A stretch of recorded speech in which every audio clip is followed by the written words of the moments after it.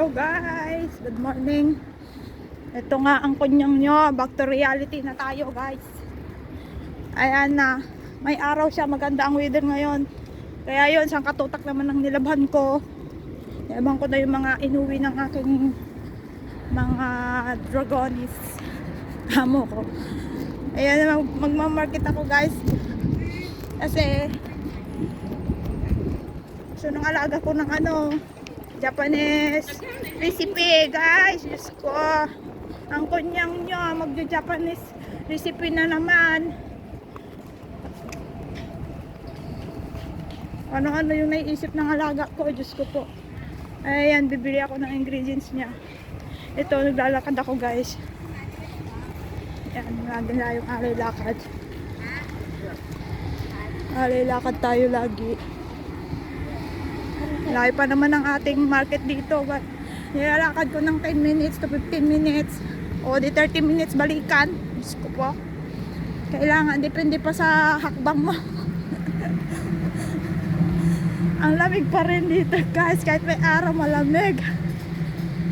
Pero hindi ako nag-jacket na makapal kasi nga maglalakad naman ako. So iinit na rin yung katawan ko mamaya. Pero malamig pa rin yung weather dito guys. Kahit na may araw siya.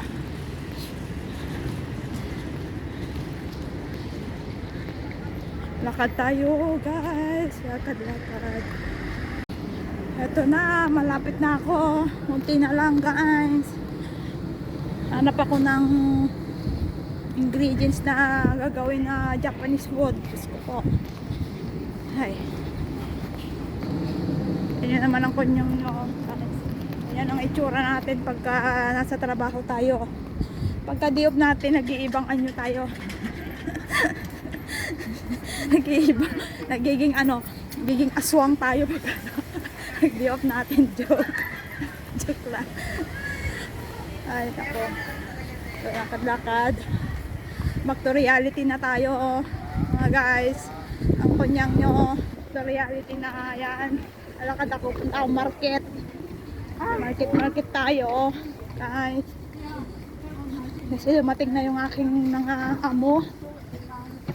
Kailangan ko na silang pagsilbihan ngayon sa ating very long weekend guys. Ilang linggo din silang wala, so napahinga naman tayo. Kaya ito, back to reality na. Yan, lakad tayo. Doon ako papunta market. Malayo pa, medyo malayo pa guys. Ito na guys, malapit na tayo sa market. Nandito na ako, malapit-lapit na. Ayan, lakad-lakad pa rin tayo guys. Yan ang pupunta ako. Doon ako pupunta. Magano ako, cross the bridge ako guys. Talagang kahit na hindi ka mag-exercise dito, ma-exercise ka na. Lakad pa lang, ma-exercise ka na. Kasi layo ng market sa aming tahanan. Kalayo. Hindi pa tinatanggal yung guys. Kanila tinatanggal.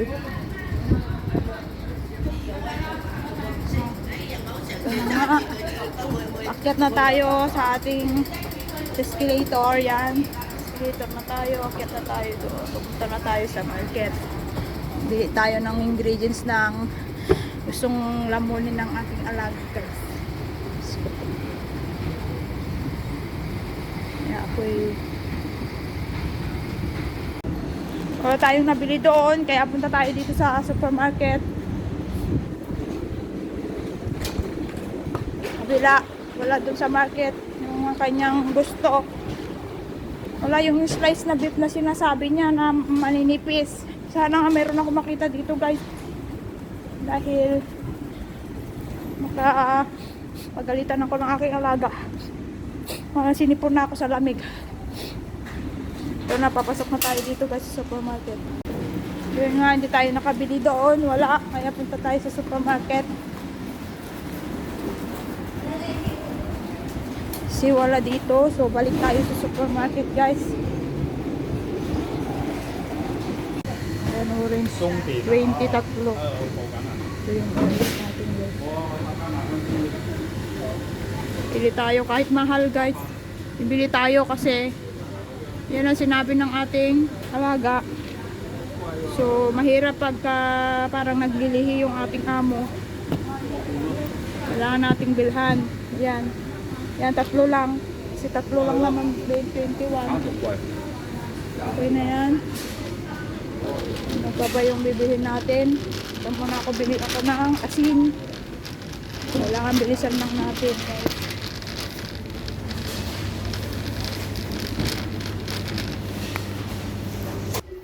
Guys, bili tayo ng asin. Hanap tayo ng asin dito na mura. Ito 5.7 ito. Ito na lang. Bili tayo dyan. Ito ay 5.7. Bili tayo ng isa. Kasi wala na tayong asin. Guys. Gusto na pa ako no ibang ingredients. So guys, bili tayo ng sheet of beef daw ito. Sheet of beef 39. So okay na siya. Check na yung list ng aking beef. Ayan.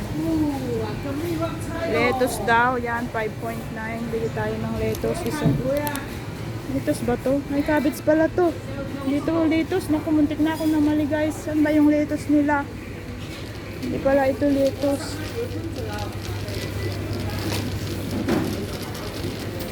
Dito pala yung kanilang lettuce. Oh, hindi pala yun. Cabbage pala yun. Ito yung lettuce nila. Kailangan ko ng isang lettuce. Ito na to yan. 7.9. Check na ang ating lettuce. Tapos small tomato daw. Oh my god, ang mahal ng small tomato. Baka, mga guys, 17.9. Wala bang mas mura-mura dito? Oh my god, mahal. Mahal pala, ari. Ito pa naman yung gusto niya. Wala ka. Hanap tayo ng ibang alternative na tomato na maliliit. Hindi tayo dito bibili. Mahal masyado dito. Then, cucumber 10.9. Bili tayo ng isa.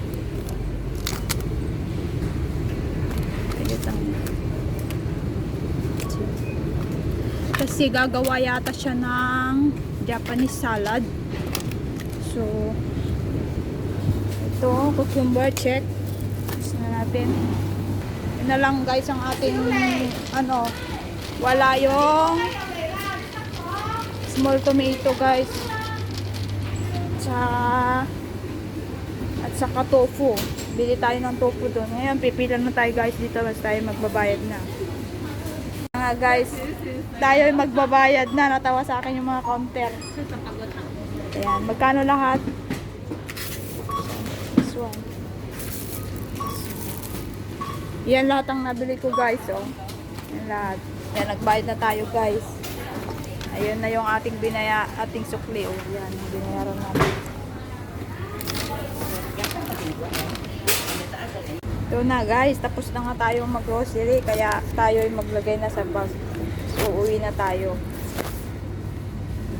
Guys, tapos na tayong mag-grocery. Bili na natin yung kailangan na ingredients sa Japanese recipe. So, ngayon, bibili pa ako ng tofu para sa Japanese soup naman. Guys, kasi Japanese recipe ngayon ang gusto nila. Kaya ako ipupunta ng market para bumili ng tofu. And then, uwian na. Then, magluluto na. Ay, naku. Ito ang buhay namin dito, guys. Sa Hong Kong, mga kanyang dito. O, back to reality na kami. Yung long weekend namin na bakasyon nila, pahinga din namin. Ngayon, back to reality na guys. Ayan, nag-market na ako. Yan na yung bag ko. Bagak. Ngayon pupunta ako market para bumili ng tofu para sa Japanese soup. Kasi gusto nila Japanese soup ngayon, guys. Yung araw, magja-Japanese soup. At saka Japanese recipe ang gusto nila. Ayan, dito na ako. Ito, bili ako ng tofu, guys. Ayan ang tofu para sa Japanese soup ko. bibili ako ng Japanese. Ano ako ng Japanese soup. Bibili ako ng tofu ganyan. Ayan guys, nakabili na tayo ng tofu guys. Ay, ang receipt ko guys, o receipt. Ay, ito yung importante. Kasi pag hindi mo ito, ano tong receipt na to guys, ay nako, papalwalan natin, babayaran natin sa ating amo yan. Kasi yan yung ating katibayan receipt. Kaya always, pag bibili ka dito, always may receipt. Ganun ang buhay namin mga kunyang. Ngayon maghanap ako ng alternative na small tomato para dun sa aking recipe na Japanese recipe. Saan kayang maliliit na ano tomato nila ito? Malamahal, 25, my god. Yan ang mahal guys, oh 25. Ayan, nakabili na tayo guys ng kamatis na maliliit. Ayan, worth of $13. Okay na yan para sa aking alaga ngayon. Ayun guys, pauwi na tayo kasi tayo magluluto pa. Ayan guys, pauwi na tayo. Dahil nabili na natin yung ingredients na kailangan natin. So, let's go home and cook.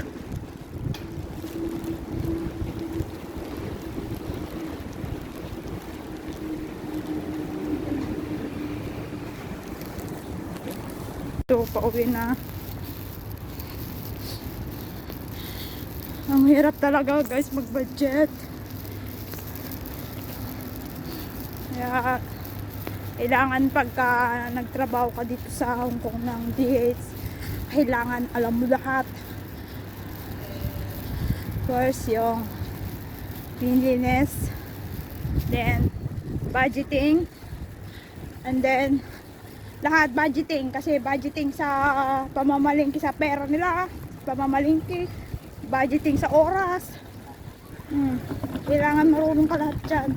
Kaya kayo guys, kung nagbabalak kayong mag-OFW, mag-DH dito sa Hong Kong, kailangan alam nyo lahat dyan. Kaya habang ano pa kayo, no, aralin nyo na guys.